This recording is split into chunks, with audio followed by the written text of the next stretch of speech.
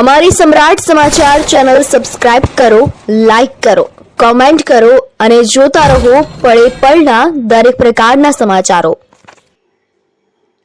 તળાજા તાલુકાના અલંગ મણાર પંથકમાં સરકારી જમીન પર થયેલ દબાણ હટાવવા માટેની કામગીરી પોલીસના લોખંડી બંદોબસ્ત વચ્ચે શરૂ કરી દેવામાં આવી છે.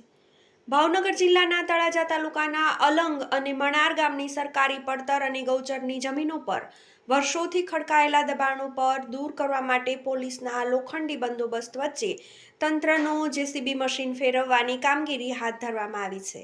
લાંબા સમયથી તળાજા મામલતદાર કચેરી દ્વારા દબાણો હટાવવાની પ્રક્રિયા ખોરંભે ચડેલી હતી. તેનું નિરાકરણ લાવવા માટેના પ્રયાસો કરવામાં આવી રહ્યા હતા.